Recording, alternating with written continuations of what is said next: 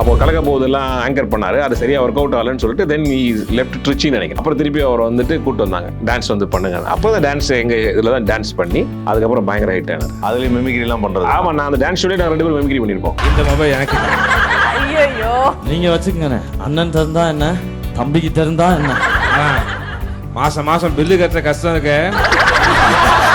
Plus is phenomenally talented person. அவருக்கு வந்து மேஜராக ஒருத்தர்கிட்ட எப்படி அணுகணும்னு தெரியும், எப்படி பழகணும்னு தெரியும், எந்த அளவுக்கு ரிலேஷன்ஷிப்பை கொண்டு போகணும்னு தெரியும். இதெல்லாம் வந்து வாழ்க்கையுடைய நுணுக்கங்கள். Really a great person. Gopi, உங்களுக்கு இருக்கிற டேலண்ட்டுகளை நீங்கள் ஸ்டேஜில் நீங்கள் வந்து சான்ஸே கேட்கக்கூடாது. அவங்களுக்கு அவ்வளோ டேலண்ட் இருக்குது அப்படின்னாரு. பாருங்க, இவர் தான் நான் சொன்னேன் அப்படின்னாரு. எப்படி பார்த்தாரு, கரெக்டாக இருக்கு சார். என்ன எப்படி பார்த்தேன், கோபி நாலுலேருந்து உங்களுக்கு ஷூட்டு 5 சீன் இருக்குது இந்த படத்தில். 5 சீனுமே உங்களுக்கு கிளாப்ஸ் வரும். I didn't mean that, Shanti. அப்படி சொன்ன உடனே இதை ஒரு 5 வேரியேஷனில் சொல்லுங்க அப்படின்னாரு. நான் முதல்ல ஒரு I didn't mean சொன்னேன், இதை வந்து டிஃப்ரெண்ட்ல சொல்லுங்க. I didn't mean that, Shanti. அப்படியே மாறி சொன்னது அதெல்லாம் பிடிச்சது. அதனால ஒர்க் அவுட் ஆச்சு. சினிமாவுடைய விதியும் அதான், அதுவாக வரும். அது வரைக்கும் நம்ம வெயிட் பண்ணி நம்ம உடைய பட்டையை தீட்டி கொண்டே இருக்க வேண்டும். ஏன்னா நம்ம வரையில் நம்ம உட்காந்துருக்கூடாது. நான் எப்பவுமே சோர்ந்தது கிடையாது. ஆனால் இப்போ நிறைய பெரிய பெரிய ரோல்ஸ் வருது. இப்போ வந்து கணேசருடைய ஏடி யோலோன்னு ஒரு படம் பண்ணியிருக்காரு, அதில் ஒரு பெரிய ரோல் பண்ணியிருக்கேன். ஜென்டில்மேன் 2 வரப்போகுது, ஓகே, அதில் ஒரு பெரிய ரோல் பண்ணியிருக்கேன். அப்புறம் வந்து ஒரு இங்கிலீஷ் படத்தை வில்லன் பண்ணியிருக்கேன். இட்ஸ் இங்கிலீஷ் படத்துலையா? ஆமா, அது செப்டம்பர் ரிலீஸ். நமக்கு என்ன வித்தியாசம், நம்ம லைவ் பண்ணி அப்படியே கிளாப்பை பார்த்து பழனவங்களுக்கு, நம்ம நடிச்சு 1 வருஷம் கழிச்சு தியேட்டர்ல வந்து அதை சீனை பார்த்து ஒருத்தங்க ஆடியன்ஸ் கிளாப் பண்றாங்கன்னா அது எனக்கு புது அனுபவமா இருக்கு.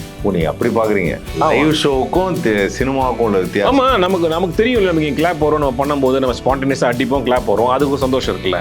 ஆனா சினிமாவில் நம்ம நடிக்கும் போது நமக்கு தெரியாது கிளாப் வருமா வராதா.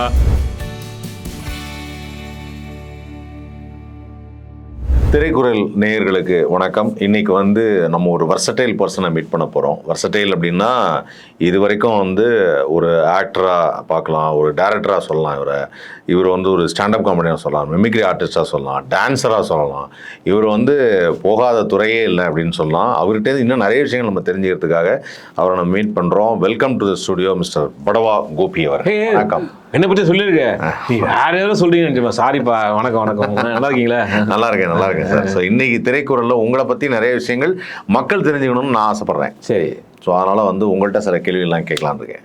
தைரியமா கேளு, என்ன கேட்டாலும் பதில் சொல்லுவேன். இப்போது நீங்கள் வந்து இப்போது அந்த பீரியடில் வந்து மிமிக்ரி பண்ண ஆரம்பிச்சு, ஸ்டேஜ் ஷோஸ் பண்ண ஆரம்பிச்சு, கார்பரேட் ஷோ பண்ண ஆரம்பிச்சு, அதுக்கப்புறம் டிவிலலாம் வந்து பார்த்தீங்கன்னா இந்த கோடீஸ்வரர் நிகழ்ச்சியெல்லாம் வந்து கிண்டல் பண்ணி பண்ணுறது. அப்புறம் உங்களுக்குன்னு ஒரு ஸ்டைல், இவர் வந்தால் இப்படிலாம் கவுண்டர் கொடுப்பாருலாம் இருந்தது. திடீர்னு ஒரு நாள் பார்த்தா டிவியில் வந்து டான்ஸ் ஆட ஆரம்பிச்சிங்க. இது எங்கேருந்து இந்த மாதிரி ஒரு தாட் வந்தது? முதல்ல வந்து உங்களுக்கு டான்ஸ் இன்ட்ரெஸ்ட் இருக்கா, டான்ஸ் தெரியுமா, இல்லை எப்படி திடீர்னு வந்து இல்லை நானும் என் ஒய்ஃப் வந்து டான்ஸ் ஆடலான் எங்கேருந்து அந்த ஆர்வம்? அந்த மாதிரி இல்லை, எனக்கு வந்து நம்மளை நோக்கி நம்ம வந்து வாய்ப்பு கேட்டு போகிறது பழக்கம் எனக்கு இல்லை. அது போகணுன்றது எனக்கு தெரியாது, அந்த மாதிரி பழகினதும் இல்லை. ஆனால் என்னை நோக்கி எது வந்தாலும் நான் அதை வந்து ஹாப்பியாக ரிசீவ் பண்ணி அது எப்படி பண்ணுறதுன்னு பார்ப்பேன். அந்த மாதிரி அது என்னை நோக்கி வந்த ஒரு வாய்ப்பு தான். உங்களை நோக்கி பாய்ந்த தோட்டம் தான் அது வந்து ஆல்டம் இருப்பார்.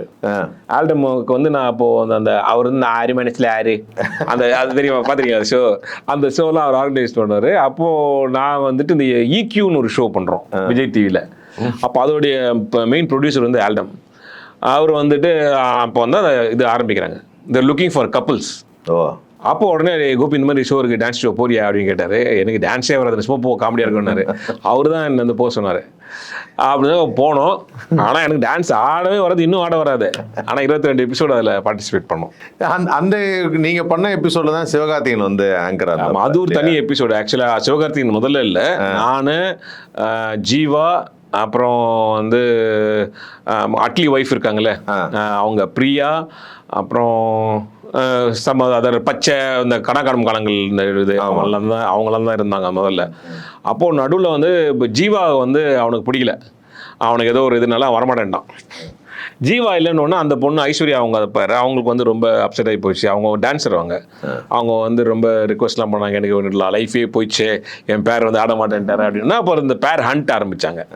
அந்த பேர் ஹண்ட் ஆரம்பித்த போது நிறைய பேர் கேட்டாங்க, யாரும் வரல. அப்போ சிவகார்த்திகேயன் மட்டும்தான். அவரும் வந்து இங்கே ஷோவில் செலக்ட் ஆகலன்னு விட்டுட்டு போயிட்டார் அவர் ஆக்சுவலாக. அப்போ கலக்க போதெல்லாம் ஆங்கர் பண்ணார், அது சரியாக ஒர்க் அவுட் ஆகலன்னு சொல்லிட்டு தென் லெஃப்ட் ட்ரிச்சின்னு நினைக்கிறேன். அப்புறம் திருப்பி அவர் வந்துட்டு கூப்பிட்டு வந்தாங்க, டான்ஸ் வந்து பண்ணுங்க. அப்போ தான் டான்ஸ் எங்கள் இதில் தான் டான்ஸ் பண்ணி அதுக்கப்புறம் பயங்கர ஹிட் ஆனார். ஓகே. ஸோ அப்போ அவர் இப்போ அவரோட ஒர்க் பண்ணும்போதெல்லாம் வந்து இந்த மிமிக்ரி பற்றிலாம் அவர்கிட்ட டிஸ்கஸ் பண்ணுறோம். ஆமாம், நாங்கள் 2 பேருமே அந்த எபிசோடில் இருக்கேன். நான் ஒன்றும் அந்த கிளிப்பு தரேன், போடுங்க ஃபுல்லாக அதுலேயும் மிமிக்ரிலாம் பண்ணுறது. ஆமாம், நான் அந்த டான்ஸ் ஸ்டுடியோ நாங்கள் 2 பேரும் மிமிக்ரி பண்ணியிருப்போம். இந்த மொபைல் எனக்கு ஐயோ நீங்க வச்சுக்கங்கண்ணே. அண்ணன் திறந்தா என்ன, தம்பிக்கு திறந்தா என்ன. மாசம் மாசம் பில்லு கட்டுற கஷ்டம் இருக்கு. காலேஜுக்குலாம் கெஸ்டெல்லாம் போயிருக்கோம். அதுக்கப்புறம் அவர் ரொம்ப பாப்புலர் ஆனதுக்கப்புறம் நான் ஒரு ஷோ கூப்பிட்டேன். அதில் என்கிட்ட காசெல்லாம் வாங்காமே வந்து எனக்கு பண்ணிட்டு போனார். So that is a greatness. இப்போ அவருடைய க்ரோத் பற்றி நீங்கள் என்ன நினைக்கிறீங்க? ஸோ ஒரு வாழ்க்கை எடுத்துகிட்டு போகுது. Plus is phenomenally talented person. அவருக்கு வந்து மேஜராக ஒருத்தர்கிட்ட எப்படி அணுகணும்னு தெரியும், எப்படி பழகணும்னு தெரியும், எந்த அளவுக்கு ரிலேஷன்ஷிப்பை கொண்டு போகணும்னு தெரியும். இதெல்லாம் வந்து வாழ்க்கையுடைய நுணுக்கங்கள். ஸோ அதெல்லாமே அவருக்கு வந்து ஒரு இயற்கையாகவே அமைஞ்ச ஒரு விஷயம் அது.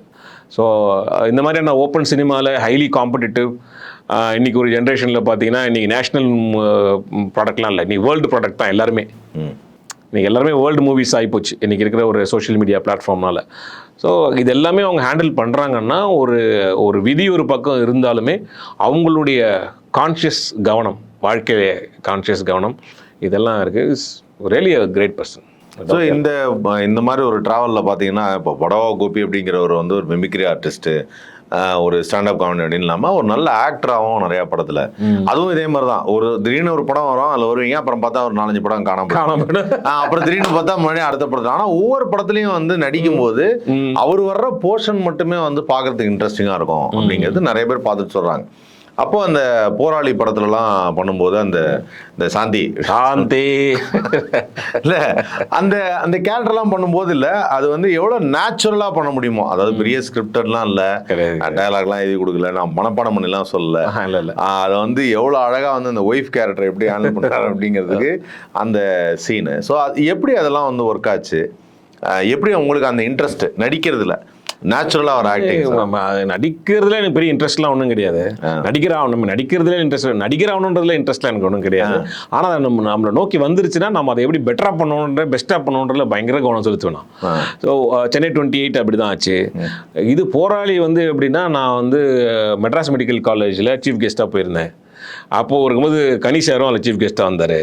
வந்துட்டு நான் அப்படியே உட்காந்துருந்தேன். அப்புறம் வந்து நான் போய் பர்ஃபார்ம் பண்ண பயங்கர கிளாப் வந்து கனி சார்லாம் பயங்கரமாக ஸ்டாண்டிங் அவேஷன் கொடுத்தாரு. அப்போ உடனே அவர்கிட்ட கேட்டேன், சார் எனக்கு ஒரு சான்ஸ் கொடுங்க, மேடையில் இருந்தேன், சான்ஸ் கொடுங்க சார் அப்படின்னு. உடனே அப்போ அந்த காலேஜ் பசங்களோட நீங்கள் எல்லாம் சொல்லுங்களேன் அப்படின்னு சொன்னோன்னே எல்லோரும் சான்ஸ் கொடுங்க அப்படி எல்லோரும் அப்படியே பசங்கள்லாம் அப்படியே கற்றுங்க. அப்புறம் ஒரு மேடையில் ஏறிட்டு வந்து சொன்னார், கோபி உங்களுக்கு இருக்கிற டேலண்ட்டுகளை நீங்கள் ஸ்டேஜில் நீங்கள் வந்து சான்ஸே கேட்கக்கூடாது அப்படின்னாரு. சான்ஸே கேட்கக்கூடாது, அவங்களுக்கு அவ்வளோ டேலண்ட் இருக்குது அப்படின்னாரு. அப்படி சொல்லிட்டு போயிட்டாரு.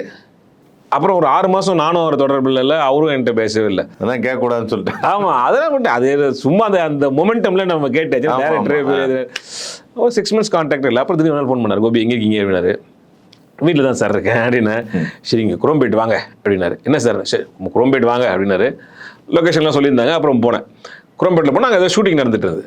சும்மா பார்க்க போகிறாரு நேராக போனோன்னு. அப்புறம் அந்த கேமராமேன் கூப்பிட்டாரு, கதிர் வந்தாங்க. கதிர் பாருங்கள், இவர் தான் நான் சொன்னேன் அப்படின்னாரு. எப்படி பார்த்தாரு, கரெக்டாக இருக்குது சார் அப்படின்னாரு. என்ன எப்படி பார்த்தேன், கோபி நாலுலேருந்து உங்களுக்கு ஷூட்டு 5 சீன் இருக்குது இந்த படத்தில், 5 சீனுமே உங்களுக்கு கிளாப்ஸ் வரும், வாங்க. சரி சார் வரேன். அடுத்த நாளே போனேன். ஒரு சீனும் கனி சார்கிட்ட போயிட்டோம் அப்படின்னா, அவர் வந்து ஒரு கேபி சாருடைய ஸ்டூடெண்ட்னால எல்லாமே ஈஸியாக இருக்கும் நமக்கு. எல்லாமே நமக்கு என்ன வேணுன்றதை அவர் பண்ணி கட்டிடுவார். அதுக்கு மேலே நம்ம போடுறது தான், அப்படி பண்ணது தான். அதனால் சீன்லாம் அவர் எழுதுனது தான். அந்த இங்கிலீஷில் ஆட் பண்ணி டைமிங் மட்டும்தான் நான் போட்டது. I didn't mean that Shanthi, I didn't mean அப்படி சொன்ன உடனே இதை ஒரு 5 வேரியேஷனில் சொல்லுங்கள் அப்படின்னாரு. நான் முதல்ல ஒரு ஐ டென்ட் மீன் தான், இதை வந்து டிஃப்ரெண்ட்டில் சொல்லுங்க. I didn't mean that Shanthi, I didn't mean that Shanthi, I didn't mean that Shanthi, அப்படியே மாறி சொன்னது அதெல்லாம் பிடிச்சி போய் அதனால் ஒர்க் அவுட் ஆச்சு. சரி, ஓகே. ஆனால் இதுக்கு நடிக்கிறது மட்டும் இல்லாமல் வந்து பார்த்தீங்கன்னா, அதுக்கப்புறம் 3ல பண்ணதும் சரி, சென்னை 28 இருந்தாலும் சரி, இந்த மாதிரி எல்லா படங்களையுமே வந்து ஒரு இப்போது உங்களுக்கு நடிக்கிறதுக்கு வந்து எவ்வளோ ஸ்கோப் இருக்குது, எவ்வளோ பேர் வந்து அப்ரோச் பண்ணுறாங்க. ஆஃப்டர் தட் ஸ்டாண்டப் காமெடி இந்த பெங்களூர் தமிழ்லாம் பேசி வந்து வைரலாக வருதுங்கும் போது ஆமாம், நிறைய பேர் இப்போ வந்து நல்ல பெரிய பெரிய ரூல்ஸ் வருது. அதான் ஆச்சரியமாக இருக்குது நமக்கு. எப்போ சினிமாவுடைய விதியும் அதான், அதுவாக வரும். அது வரைக்கும் நம்ம வெயிட் பண்ணி நம்ம ஒன்றிய பட்டையை தீட்டி கொண்டே இருக்க வேண்டும். அதாவது பீஸ் டைமில் வார்க்கு ரெடி ஆகணும்னு சொல்லுவாங்களா, அந்த மாதிரி தான். என்னடா நமக்கு வரையில் உட்காந்து உட்காந்துருக்கக்கூடாது. நான் எப்பவுமே சொந்தது கிடையாது. ஆனால் இப்போ நிறைய பெரிய பெரிய ரூல்ஸ் வருது. இப்போ வந்து கணேசருடைய ஏடி யோலோன்னு ஒரு படம் பண்ணியிருக்காரு, அதில் ஒரு பெரிய ரோல் பண்ணியிருக்கேன். ஜென்டில்மேன் 2 வரப்போகுது, ஓகே, அதில் ஒரு பெரிய ரோல் பண்ணியிருக்கேன். இப்போ வந்து மும்பை ஃபிலிம் ஃபெஸ்டிவலுக்கு ஒரு பெரிய ஒரு படம் பண்ணியிருக்காங்க, அதில் ஒரு மெயின் ரோல் பண்ணியிருக்கேன். அப்புறம் வந்து ஒரு இங்கிலீஷ் படத்தை வில்லன் பண்ணியிருக்கேன். இங்கிலீஷ் படத்துலையா? ஆமா, அது செப்டம்பர் ரிலீஸு. அது என்னது திடீர்னு இங்கிலீஷ் படத்துல அதுவா வருதுப்பா, நான் என்ன பண்றது? என்ன இங்கிலீஷ் படம் அது? இது வந்து ஸ்கை டிவி, ஸ்கை நெட்வொர்க் இருக்காங்க, அது யூகேல இருக்கிறவங்களுக்குலாம் தெரியும். ஸ்கை ஸ்போர்ட்ஸ் பெரிய நெட்வொர்க், அவங்க பெரிய நெட்வொர்க், ஈக்குவல் ஒரு பிபிசி அந்த மாதிரி நெட்வொர்க். அவங்க வந்து ஒரு படம் ப்ரொடியூஸ் பண்றாங்க. அந்த ஊர்ல இருக்கக்கூடிய ரமேஷ் ரங்கநாதன் ஒருத்தர் இருக்காரு, அவர் எல்லாருக்குமே தெரியும். அவர் வந்து Sri Lankan born, but is a British comedian. Oh, so அவர் ஹீரோவாக பண்ணுறாரு. அதாவது லைன் என்னென்னா, அவர் இங்கே வந்துட்டு இங்கே ஒரு பொண்ணை லவ் பண்ணுறாரு, இந்த பொண்ணை இங்கேருந்து தூக்கிட்டு போகிறாரு அவர். ஓகேங்களா?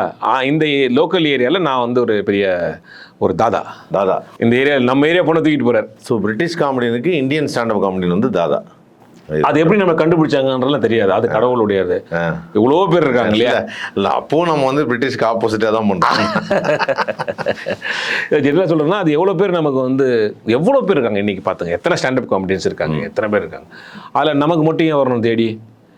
அதுதான் நான் சொல்ல முடியாது, சினிமாவுடைய விதி.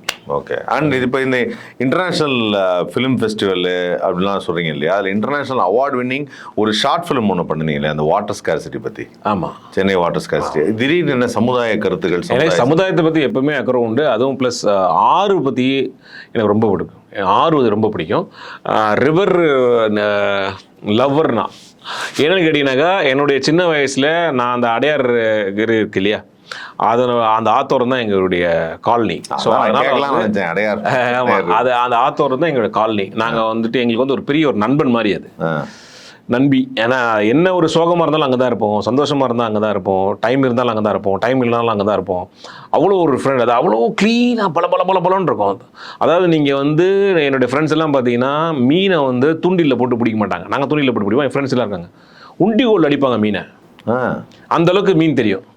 நீங்க சொல்றதெல்லாம் பார்த்தா ஒரு 30-40 வருஷத்துக்கு முன்னாடி. இல்லை, நான் சொல்றது 94, 95, 93, 94, 95. அப்போ அதுக்கப்புறம் தான் அந்த ரிவர் ரொம்ப அழுக்காயிடுது. ஆமாம், அதுக்கப்புறம் தான் நிறைய குடியிருப்புகள் வந்துருச்சு, அப்புறம் இந்த இண்டஸ்ட்ரியல் இது வந்துருச்சு, அதெல்லாம் தான் வந்து அதில் கழிவுகளை வந்து விடும்போது தான் அது அப்படி ஆகிப்போச்சு. ஸோ அது வந்து சைடில் வந்து பார்த்தீங்கன்னா 2 பக்கமும் மாந்தோப்பு.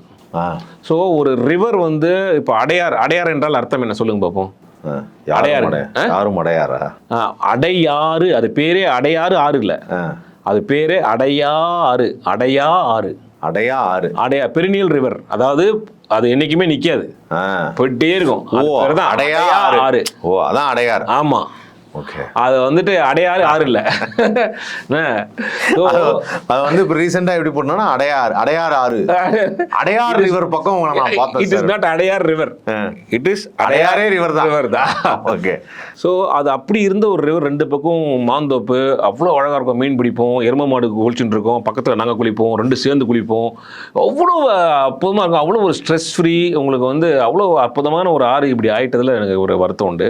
அதை எப்படி நம்ம ரிவைவ் பண்ணுறதுன்றதுக்கு நம்ம தனி மனிதனாக பண்ண முடியாது. அது ரொம்ப ரிவர் ஹைட்ராலிக்ஸ்னு ஒன்று இருக்குது. நீங்கள் ரிவர் ஹைட்ராலிக்ஸ் அப்படின்னு பார்த்தீங்கன்னா, ஒரு ரிவருடைய அந்த அடி மட்டம் இருக்குல்ல, அந்த அடி மட்டம் அது வந்து நிறைய லேயரில் ஃபார்ம் ஆகணும். ஒரு இடத்துல ஒரு லேயரில் ஒரு சில உயிரினங்கள் இருக்கும். அந்த மாதிரியான ஒரு லேயர் அதெல்லாம் வந்து பல ஆயிரக்கணக்கான வருஷங்கள் ஆகும். அது அந்த மாதிரியான ஒரு பேஸ் இருந்தால் தான் அந்த ரிவர் வந்து பெருநீளாக இருக்கும். இல்லைன்னா அது கால்வாய் ஆகிடும், காவா. தண்ணி மழை வரும்போது தண்ணி டிஸ்ன்னு ஓடும், நின்று போச்சுன்னா காஞ்சி கிடக்கும். அது வந்து அப்படி ஆகக்கூடாது. இன்னைக்கு வந்து அதாவது பராவோ கோபியை பார்த்து பேசலாம், ஸ்டாண்டப் காமெடி பத்தி பேசலாம்னா அவர் ரிவரை பத்தி பேசும்போது பெரிய ஜியாலஜிக்கல் சர்வேயர் மாதிரி பேசுறாரு. நம்ம எல்லாம் அது தெரிஞ்சுக்கணும்ல. அது தெரிஞ்சுக்க போனோம்னா அவ்வளோ விஷயங்கள் இருக்கு. நீங்கள் எனக்கு விவசாயத்தை பற்றி பேசுனீங்கன்னா அது உங்களுக்கு டைம் பத்தாது, அதை பற்றி பேசுவேன். நீங்கள் மாடி தோட்டத்தை பற்றி பேசுனீங்கன்னா அதை பற்றி பேசுவேன். மாடி தோட்டம் நீங்க கூட போட்டிருக்கீங்களா? வீட்டில் இருக்கு, எப்பவுமே இருக்கு. எனக்கு விவசாயம் ரொம்ப பிடிக்கும். என்ன அந்த டெரஸ் கார்டன்ல என்ன இன்ட்ரெஸ்ட் உங்களுக்கு? அது டெரஸ் கார்டன் எல்லாரும் போட்டிருப்பாங்களே. இப்போ நம்மன்னா ஏதாவது நம்ம ஒரு பாயிண்ட் வித்தியாசம் வைப்போம். எங்கள் வீட்டில் இப்போ நான் வந்து மாடியில் மரம் வச்சுருக்கேன். மாடியில் மரம் இருக்கிறது. ஆனால் அந்த மரத்தில் என்ன ஸ்பெஷலு? எனக்கு எங்கே நிழல் வேணுமோ அங்கே தள்ளி வச்சுப்பேன். எப்படி இங்கே நிழல் அங்கே வச்சுக்கலான்னு தள்ளி வச்சுப்பேன். Movable tree. எஸ். அது வந்துட்டு நாகப்பழம் மரம் வச்சுருக்கேன். நாவல் மரம். நாகப்பழத்தை வந்து மூவபிள் பண்ணுறீங்க? ஆமாம். இது வந்து விகடன்லாம் எழுதுனாங்க. விகடன்லாம் அதை பற்றி எழுதுனாங்க. எப்படின்னா மொட்டை மாடியில் வந்து ஒரு ஸ்டாண்ட் மாதிரி வச்சு அது மேலே தொட்டி வச்சு அது மேலே மரம் இருக்கும். அதுக்கான வெயிட்டெல்லாம் நீங்கள் கால்குலேட் பண்ணுவோம்ல. இப்போ நான் பண்ண அந்த மெட்டல் கேஜ்னு ஒன்று இருக்குது. எப்படி மெட்டல் கேஜ், அதை நம்ம வந்து எத்தனை கேஜ் எடுக்கிறோம், அதை எப்படி நம்ம வெல்டு பண்ணுறோம், அதை வெல்டு பண்ணி கீழே வீல் வச்சோம்னா அந்த வீல் எவ்வளோ வெயிட்டு தாங்கிறதுக்கு ஏற்ற மாதிரி அந்த வீல் வாங்கணும். அதுக்கப்புறம் நீங்கள் அதை அந்த மெட்டல் மேலே நீங்கள் மரம் வச்சுட்டிங்கன்னா அப்புறம் அந்த மெட்டல் நீங்கள் மெயின்டைன் பண்ண முடியாது. ஏன்னா அதில் எப்படி இருந்தாலும் தண்ணி போகும், துரு பிடிக்காமல் பார்த்துக்கணும். அந்த மாதிரி பல விஷயங்கள் இருக்குது. அதெல்லாம் நான் ரெடி பண்ணி எங்கள் வீட்டில் பழைய சின்டெக் டேங்க் இருந்தது, வாட்டர் டேங்க். அந்த வாட்டர் டேங்க் வந்து பழசை தூக்கி போடாமல் இருக்கணும்னு சொல்லிட்டு அதை வந்து முக்காவாக கட் பண்ணிவிட்டு அதுக்குள்ளே வந்து நீங்கள் மண் போட்டிங்கன்னா அதுவே உங்களுக்கு வந்து ஒரு 2 டன்னு வெயிட் வந்துடும். மண் வெயிட்டு.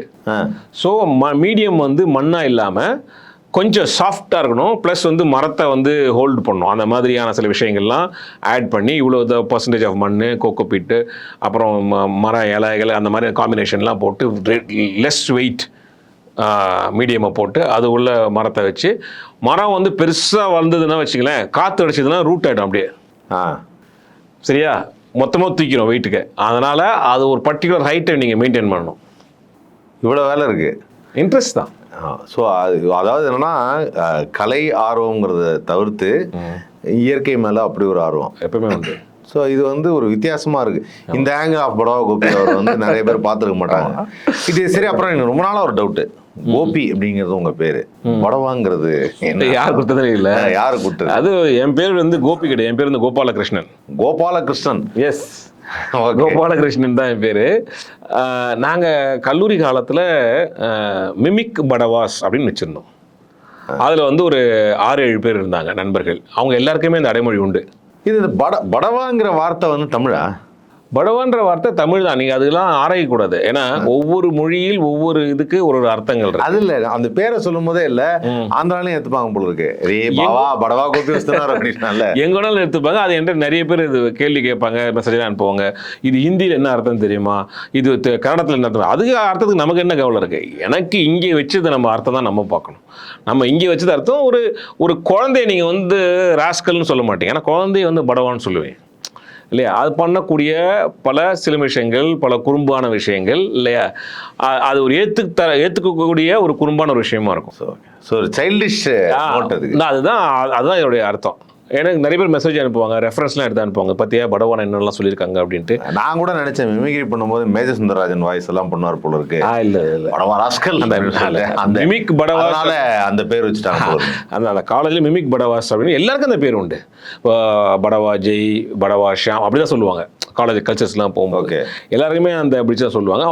அவங்களாம் யாரும் ஃபிலிமில் வரல, நான் மட்டும் இருக்கிறதுனால படவா கோபி அப்படின்னா. இல்லைன்னா நமக்கு வந்து அப்போ நிறைய கோபி வர இருந்தாங்க இல்லையா? நம்ம டப்பிங் கோபி, தண்ணீர் கோபி, சவுண்ட் எஃபெக்ட்ஸ் கோபி, இந்த மாதிரி ஏகப்பட்ட கோபி இருந்தாங்க. அப்போ நமக்கு ஒரு ரீகால் வேல்யூ இருக்காது. எந்த கோபின்னு சொன்னால் எல்லாரும் சொல்லணும், படவா கோபின்னு டக்குன்னு தெரியும். ஆனால் அது அப்படியே கேரி ஓவர் ஆகிடுச்சு. அப்படியே ஒரு வச்சுட்டு படவா கோபி. கேபி சாரும் வந்து கேட்டார் என்ன ஃபஸ்ட்டு, அவர் தான் இன்ட்ரடியூஸ் பண்ணாரேண்ணே படத்தில். அப்போ கேட்டார், இது நல்லா இருக்கடா வச்சுக்கோ அப்படின்ட்டு. அப்படியே கட்டிடுச்சு. சூப்பர். ஸோ இப்போது இந்த பேர் மட்டும் இல்லாமல் இப்போ நீங்கள் பண்ணதுலேயே உங்களுக்கு ரொம்ப பிடிச்ச ஒரு கேரக்டர் இது வரைக்கும் நிறைய படத்தில் பண்ணியிருக்கீங்கல்ல? ஆமாம். இப்போ எனக்கு வந்து நான் நிறைய அதாவது அப்ரோச் பண்ணுவது, ஏன்னா அப்ரோச் பண்ணுவோம் அதுதான் பண்ணுவோம். இப்போ சென்னை 28ல பிரபு வந்து ஆனால் கமெண்ட்ரி பண்ணுங்க, நான் கமெண்ட்ரி பண்ணேன். 3ல வந்து தனுஷ் சார் வந்து பார்த்துட்டு இந்த டியூஷன் மாஸ்டர் பண்ணுங்க சார், நான் பண்ணேன். அவ்வளோதான். கணேசர் கூப்பிட்டு போகிறோம் இல்லை பண்ண அது பண்ணேன். அப்படி வந்து எல்லாம் கூப்பிட்டு அவங்களா கொடுக்கும்போது பண்ணிடுறது. இது பண்ண மாட்டேன்னு நான் சொல்லவே இல்லை எதையுமே. அந்த மாதிரி. பட் எனக்கு தெரியும் என் பொட்டன்ஷியல். எனக்கு இன்னும் கான்ஃபிடன்ஸ் போல், ஐ எம் வெரி கான்ஃபிடன்ட். இன்னும் எனக்கு பொட்டன்ஷியல் ஆன ரோல் வரல எனக்கு. நான் சிரித்தாலில் நான் பண்ண ரோல் நான் வந்து ஆதிக்கு அப்பாவை பண்ணியிருப்பேன். ஒரு ஹவுசிங் போர்டு அப்பா, வெரி லவ்விங், ஃபன் லவ்விங் அப்பா. பையனுக்கு வந்து எந்த டென்ஷனும் ஆனாலுமே அவனுக்கு சிரிப்பு வரும். ஸோ ஊரில் இருக்கிற பையன்லாம் வந்து சிரித்தா அவங்க அப்பாவுக்கு பெருமையாக இருக்கும். ஆனால் இந்த அப்பாவுக்கு என் பையன் எப்போல்லாம் சிரிக்கிறானோ அப்போல்லாம் டென்ஷனும், அந்த மாதிரியான ஒரு கேரக்டர். ஸோ அது வந்து இது வரைக்கும் ஓரளவுக்கு நான் ஒரு பாயிண்ட் டச் பண்ணியிருக்கேன். ரைட், ஒரு ஃபுல் லென்த் ஆஃப் கேரக்டர், ஒரு எமோஷ்னல் ஃபன்னு. படத்தில் தியேட்டரில் பார்க்கும்போது எல்லாம் கிளாப்ஸில் என்னைக்கு தெரியும். நமக்கு என்ன வித்தியாசம், நம்ம லைவ் பண்ணி அப்படியே கிளாப்பை பார்த்து பழனவங்களுக்கு, நம்ம நடித்து ஒரு வருஷம் கழிச்சு தியேட்டரில் வந்து அதை சீனை பார்த்து ஒருத்தன் ஆடியன்ஸ் கிளாப் பண்ணுறாங்கன்னா அது எனக்கு புது அனுபவமாக இருந்தது.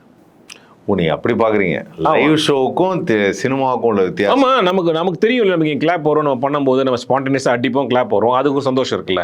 ஆனால் சினிமாவில் நம்ம நடிக்கும்போது நமக்கு தெரியாது கிளாப் வருமா வராதா, எடிட் பாயிண்ட் இருக்குது, அப்புறம் மியூசிக் இருக்குது, எவ்வளோ விஷயங்கள் இருக்குது. க்ளோஸ் அப் இன்னைக்கு அந்த படம் ரிலீஸ் ஆகும்போது என்ன மைண்ட் செட்டில் இருக்காங்க, ஆமாம் ஆடியன்ஸோட மைண்ட் செட் இருக்காங்க. அப்போ நம்ம பர்ஃபார்மன்ஸ் ஒரு வருஷம் கழிச்சு இப்படி என்ஜாய் பண்ணுறாங்களே அப்படின்னும் போது, சினிமாவுடைய மேஜிக், சினிமாவுடைய டெக்னிக்ஸ் இதெல்லாம் அப்படின்னும் போது அந்த ரோல் எனக்கு வந்து ஒரு புள்ளி வச்சுருக்கேன். ஒரு நிறைய length of full length role நடிக்கிறதுக்கு that is the first point. அந்த கேரக்டர் எனக்கு ரொம்ப பிடிக்கும். அது ராணானால் நடந்தது. அதுக்கப்புறம் இப்போ நிறைய படங்கள், நிறைய பெரிய ரோல்ஸ் பண்ணியிருக்கேன். அது எல்லாமே ஓடணும். சினிமாவில் வந்து நம்ம ஒன்றுமே பண்ண முடியாது, நமக்கு யாராவது பண்ணணும். அதனால் வந்து நம்ம சினிமாவில் முதல்ல சான்ஸ் கிடைக்கணும், அதுக்கப்புறம் நம்ம நடிக்கணும், அப்புறம் நம்ம நடித்த சீன் வெளியில் வரணும், நம்ம சீன் வெளியில் வந்து அப்புறம் படம் ரிலீஸ் ஆகணும், அப்புறம் தியேட்டர் ஜனங்க பார்த்து கை தட்டணும், அப்புறம் நம்ம ரோலை பார்த்து கை தட்டணும், அப்போ திருப்பி நமக்கு வாய்ப்பு கிடைக்கணும். It's a process of cinema. So அதனால் வெயிட் பண்ணிகிட்டு இருக்கேன் அடுத்த ரோல் நடிக்கிறதுக்கு. இப்போதைக்கு நான் சிரித்தால் is the best. Padava Gopi பட வாய்ப்புக்காக காத்திருக்கேன். பட வாய்ப்பு கோபி படவா கோபின்னு மாறிடுச்சு. நல்ல அந்த மாதிரி ஒரு கதை மாதிரி இருக்கு நீங்க சொல்றது. ஸோ இது இப்போ இந்த ஸ்டாண்டப் காமெடி அப்படிங்கிறது இந்த சினிமாவுக்கு நீங்க நடிக்க வரதை அஃபெக்ட் பண்ணுமா? இல்லை, இப்போ டைம் நம்மக்கிட்ட தானே இருக்கு. நான் வாழ்க்கையில் இது எப்பவுமே யோசிப்பேன், நம்ம டைம் இன்னொருத்தட்டு கொடுத்துடக்கூடாது. என் டைம் என்கிட்ட தான் இருக்குது இப்போது. ஸோ அதனால் வந்து நான் டிசைட் பண்ணுறது தான். அதனால் இப்போது எப்படின்னா, இப்போ நான் ஆல்ரெடி சினிமா எடுத்திருந்தேன்னா இப்போ அடுத்த ஷோ வந்து இப்போ எல்லாமே நான் சொன்னேன். இப்போ நான் ஒரு ஆண்டர்ப்ரனர். இப்போ நான் எனக்கு லண்டனில் எப்போ ஷோ ஒன்று நான் டேட் கொடுத்தது தான் உண்டு. இப்போ நம்ம ஜென்ரேஷனில் இருக்கும்போது கார்பரேட்டில் ஒரு கம்பெனி உங்களுக்கு ப்ரோக்ராம் கொடுக்கணும்னா அவன் டேட்டுக்கு நம்ம போனோம் இல்லையா, அந்த மாதிரி பண்ணி. இப்போ அது மாதிரி இல்லை, இப்போ நானே ஷோ ஆர்கனைஸ் பண்ணுறதுனால மை கேலண்டர் இஸ் பிளான். அதே மாதிரி இப்போ நம்ம அது பண்ணிவிட்டு இப்போ சினிமாவில் வர டேரக்டர்ஸு நம்மளுடைய பொட்டன்ஷியல் தெரிஞ்சு தான் வராங்க. நம்ம காமெடி பண்ணுறோம், ஸ்டாண்டப் காமெடி பண்ணுறோம், நடிக்கிறோம், அது தெரிஞ்சு தான் வராங்க. அப்போ ஃபஸ்ட்டு நம்ம கண்டிஷன்ஸ் அவங்க கொடுக்குறது, என் ஷோ இருக்கிற டேட் அன்றைக்கி உங்களுக்கு நான் டேட் கொடுக்க முடியாது தான், அதை அக்செப்ட் பண்ணிட்டு தான் நம்மக்கிட்ட வராங்க. கண்டிப்பாண்ணா. Thank you so much. என்னைக்குமே உங்களுடைய அந்த வழியில் சொல்லுங்கள். Good luck to you. Thank you so lot. Thanks.